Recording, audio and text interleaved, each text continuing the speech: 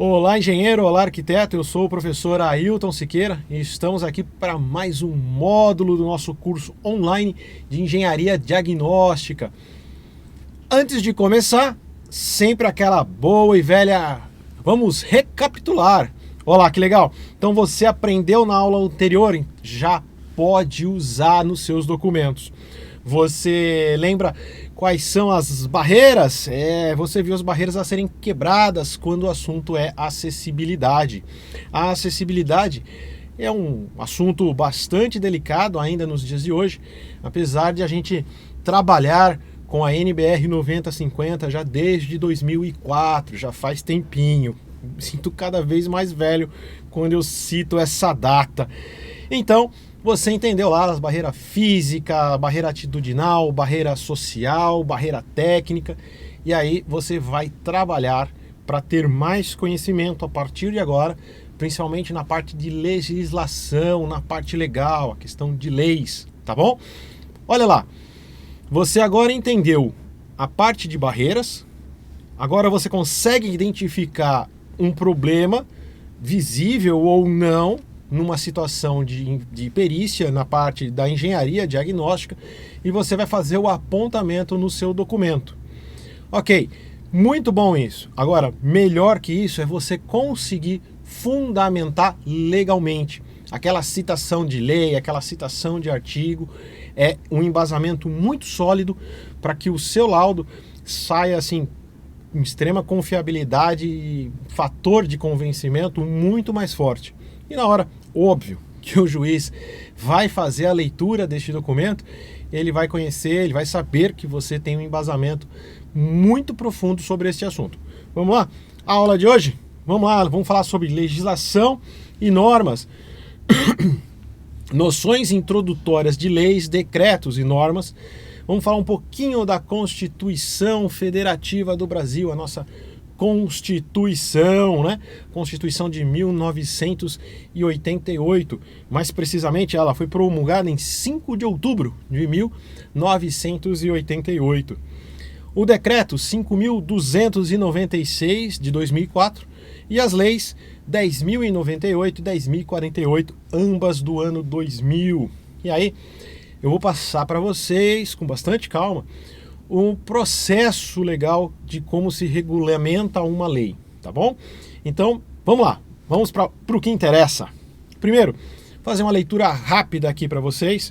A Constituição da República Federativa do Brasil, a nossa Constituição que foi promulgada em 5 de outubro de 1988, diz no seu artigo 1º, a República Federativa do Brasil constitui-se em Estado democrático de direito e tem como fundamentos, item 1, a soberania, item 2, a cidadania e o item 3, a dignidade da pessoa humana. Então, foi baseado nesses fundamentos em que as leis 10.098 e a 10.048 se basearam para dar ênfase ao assunto acessibilidade. Então, caso você seja questionado, entenda, a obrigação de promover a acessibilidade é constitucional.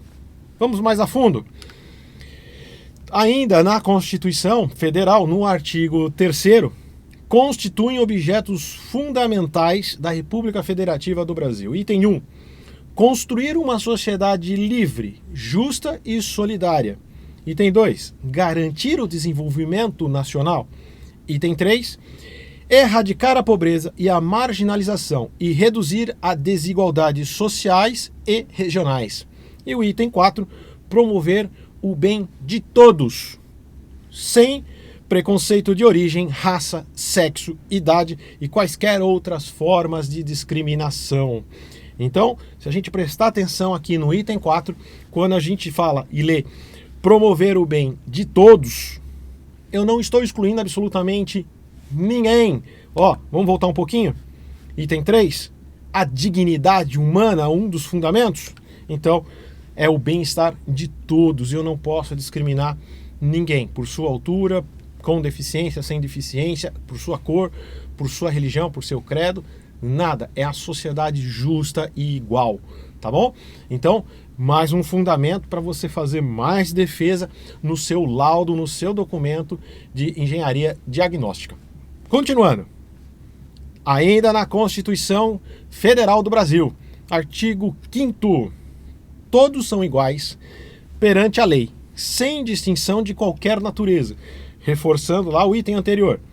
Artigo 227, inciso 2º, a lei disporá sobre normas de construção dos logradouros e dos edifícios de uso público e de fabricação de veículos de transporte coletivo, a fim de garantir acesso adequado às pessoas portadoras de deficiência. Você se recorda quando eu disse na aula anterior como a gente fala se a pessoa tem necessidade especial, se a pessoa tem deficiência ou não, pessoa com deficiência, se ela porta ou não, essa diferença? Esse texto é constitucional, então quando a gente se refere ao texto constitucional, a gente não deve fazer alteração. Mas nos documentos novos, inclusive a última revisão que a NBR teve recentemente, esse termo já foi corrigido. Então é pessoa com deficiência, tá bom? Ou mobilidade reduzida. Mas a Constituição a gente não altera. Então vamos lá, no seu artigo 227, ele diz assim: garantir acesso adequado às pessoas portadoras de deficiência. Está na Constituição. Essa é a parte da obrigação de cumprir o que a norma 9050 exige, e ela tem força de lei. Eu explico já já.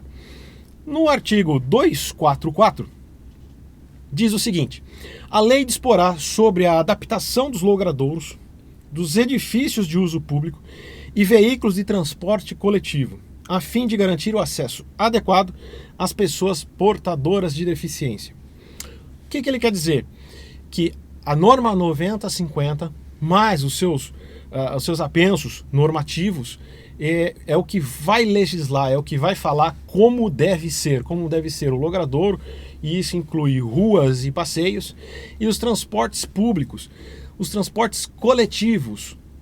E o que abrange o transporte coletivo? Estamos falando de aeronaves, embarcações, carros terrestres, veículos terrestres de transporte coletivo, aí no caso ônibus e trem, entre outros aí, coletivos que seja de locomoção pública. Isso tudo está previsto que tem que ser corretamente projetado ou adaptado para ser acessível. Lembre-se, o que é acessibilidade? Pergunto para você, você lembra na aula passada? Acessibilidade, ir e vir com segurança e autonomia, é o bem-estar a todos, promover acesso a todos, com autonomia e segurança. Lembra disso? Legal. Aí a gente faz uma lei no ano de 2000, a Lei 10.048, onde no seu artigo 1º você vai ler aí: as pessoas portadoras de deficiência, os idosos com idade igual ou superior a 60 anos, as gestantes, as lactantes e as pessoas acompanhadas por criança de colo terão atendimento prioritário nos termos da lei, resolução dada pela Lei 10.741 de 2003.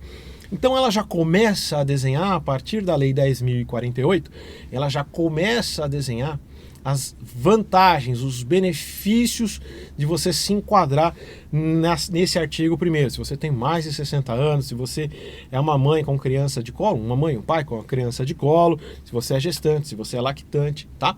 Então você já começa a gozar desses benefícios já previsto em lei. E aí você com certeza, você já observou ali no caixa do banco, no caixa do supermercado, aquela plaquinha lá, atendimento preferencial.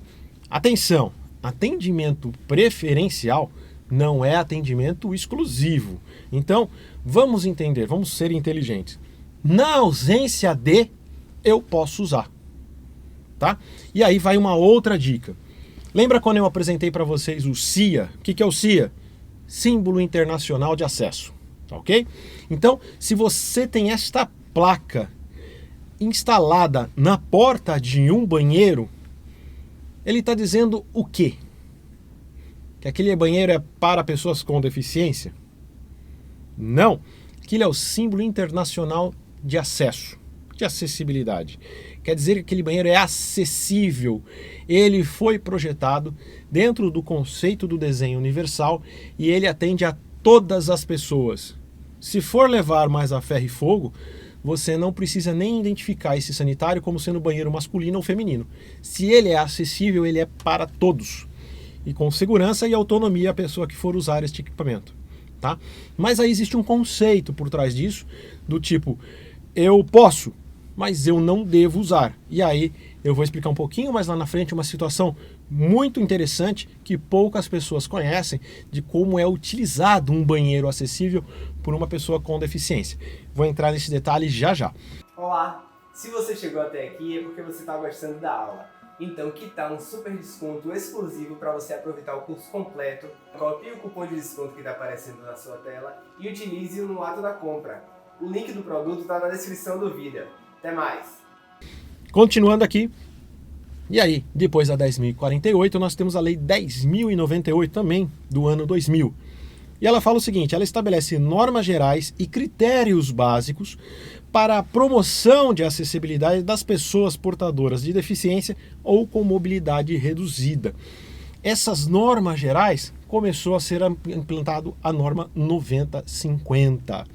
E aí os técnicos, os arquitetos, os engenheiros, os especialistas começaram a desenhar essa norma para que ela consiga contemplar a universalização do desenho técnico, fazer o desenho acessível por onde você passar, tá bom? Então a evolução do desenho técnico, mesmo já sendo algumas obrigações, ela passou a evoluir neste momento. E aí a gente tem o decreto 5.296, desculpa, vamos lá. Decreto Federal 5.296 de 2004. O que esse decreto fez? Ele regulamentou as duas leis do ano 2000. O decreto 5.296 regulamentou as leis 10.048 e a lei 10.098. Então ele deu a força, a lei está oficializada agora e deve-se cumprir esta lei porque ela está regulamentada através deste decreto.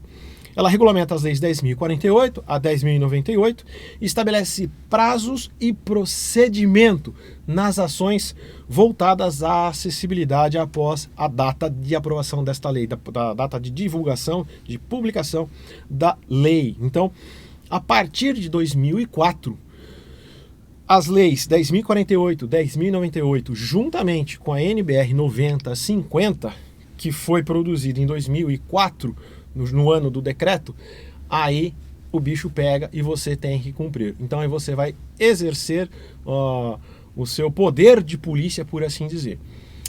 Lá atrás, em 2006, 2007, quando eu coordenei o grupo de trabalho no CREA São Paulo de acessibilidade, e onde eu fiz os cursos de capacitação dos fiscais do CREA São Paulo em todo o estado de São Paulo, existia um discurso, por assim dizer, porque existiam prazos a serem cumpridos, então você não podia autuar, você tinha que notificar, porque você tinha dilatação de prazo. Seguir essas normas. Todos os prazos já estão vencidos, todos eles. Ou seja, de 2008, se não me falha a memória, para cá, todos os ambientes obrigatoriamente já deveriam estar sendo construído, tendo a sua concepção no conceito do desenho universal. E isso inclui edifícios comerciais, edifícios públicos, ou seja, onde você tem acesso de o público em geral tem que ser acessível.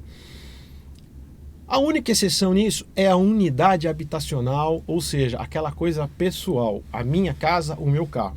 Mas não impede de o arquiteto ou o engenheiro projetar essa casa também. E aí acontece um monte de histórias que eu vou falando para vocês, aí um monte de casos bem interessantes, tá bom?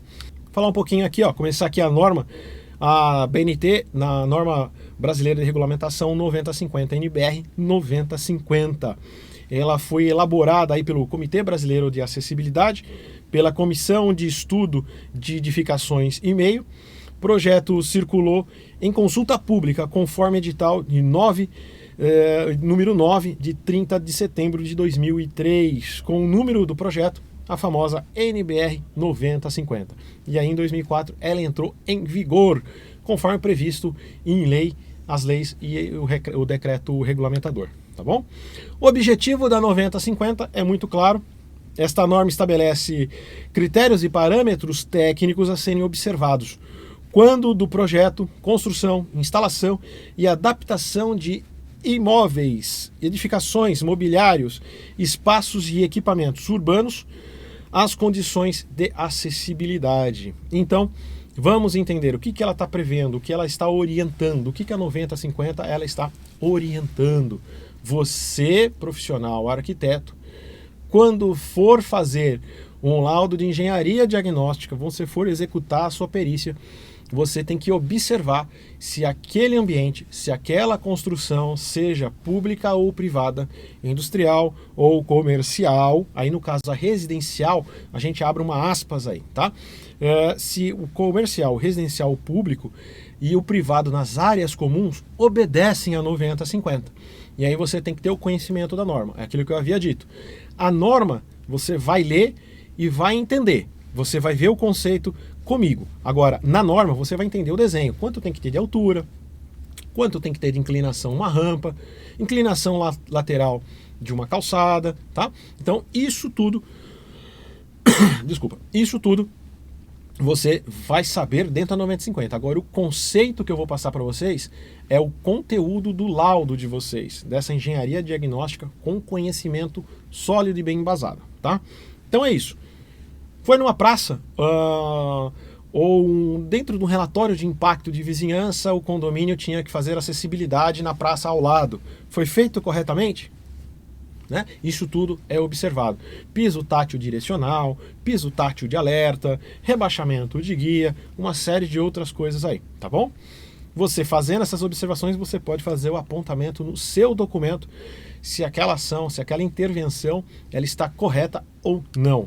E aí, esse desenho, ele deixa bem exemplificado aí o conceito que mudou. Então antes a gente tinha as dimensões humanas para se tornar um ambiente palpável, acessível. Hoje a gente tem um terceiro elemento, e esse terceiro elemento, ó, ele está aqui, é o elemento cadeirante, é a pessoa com outra posição, ela tem uma outra proporção. Quando a gente fala do cadeirante, a gente tem que entender o seguinte, é um baixinho bem bundudo, tá? Porque tem o espaço da cadeira, da roda da cadeira, ele tem uma outra concepção de espaço, de uso de espaço. Legal? Então, a gente vai trabalhando isso de uma forma bem tranquila, bem suave. Um pouco antes da revisão do conteúdo, eu quero contar uma história para vocês. Lembra que eu falei... Cadê? Estabelecer os prazos e procedimentos, não, estabelecer as normas gerais, e aí ele vai falar dos prazos, tá? Esses prazos, uma vez vencido já em 2008, ele tem que ter, em tese, já ter a adaptação executada, tá? Hoje, se você for fazer uma vistoria para o seu laudo, você tem que entender o seguinte: não tem mais prazo para ser realizado essas intervenções.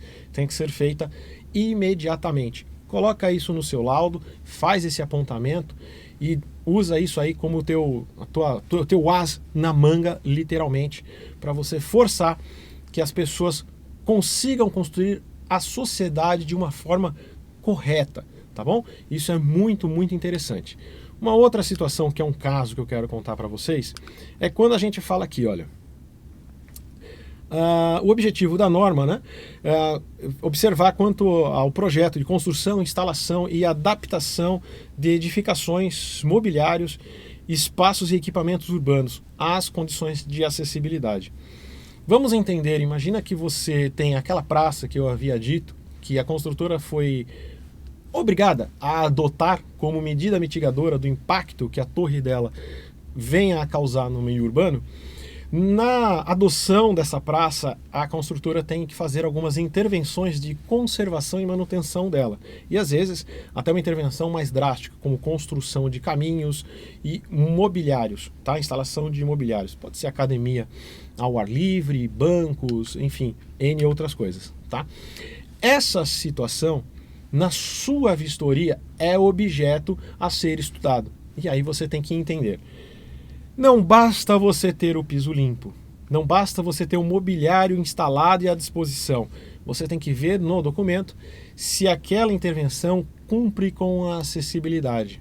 E aí você tem que ter um olhar urbano, um olhar urbanístico. Independente de você ser engenheiro ou ser um arquiteto direcionado para a construção civil, você tem que ter um olhar macro aí. Aí você tem que olhar de cima, tá? Por onde as pessoas passam, qual o caminho que as pessoas cortam, né? Qual é o atalho que essa praça leva? Eu tenho um equipamento urbano, tenho um mobiliário urbano, um equipamento, um banco de um lado, um banco financeiro, tá? Banco caixa. E o teu edifício, as pessoas comumente vão a este banco. Qual é o caminho que ela faz para chegar neste banco? Qual é o caminho que ela vem para cá? Como é feito esse caminho? Neste caminho, tem piso tátil direcional? Tem piso tátil de alerta, de mudança de nível ou direção? Como que está feito isso dentro da concepção da adoção da praça por essa construtora? E os obstáculos aéreos, todos eles estão acima de 2,10 metros? No caso de árvores que você não consegue fazer a remoção e esse obstáculo do galho está abaixo de 2,10 metros, ou seja, passível de um impacto na testa, na cabeça de uma pessoa com deficiência visual, essa área ela está circundada, ela foi identificada e circundada com um piso tátil de alerta para que a pessoa com a sua bengala, né, com a sua baliza, ela consiga identificar que ali existe algum objeto, alguma interferência que possa vir a causar um ferimento nessa pessoa, né? É autonomia e segurança. A segurança foi garantida? Isso tudo tem que ser observado. Fica aí essa dica bem legal para você anotar aí no seu documento, tá bom? No seu documento de engenharia diagnóstica. Uma outra historiazinha é dentro de um condomínio, seja residencial ou seja comercial, a área comum também tem que ser acessível. Isso está cumprido?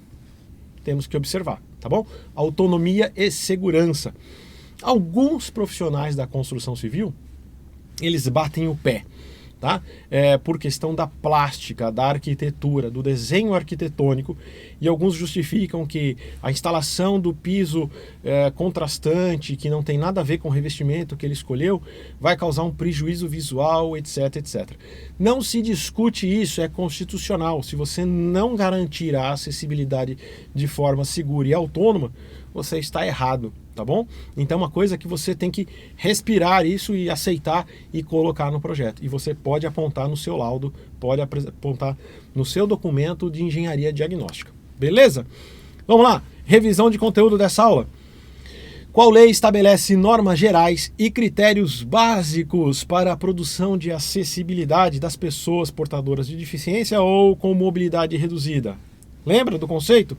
Qual lei estabelece normas gerais e critérios básicos para a promoção da acessibilidade às pessoas com deficiência? Qual lei é essa? Falei há pouco. Qual o ano da última revisão da norma 9050? Continuamente a norma 9050 é revisada. Qual foi o último ano dela? Você lembra? Vamos às respostas? Presta atenção.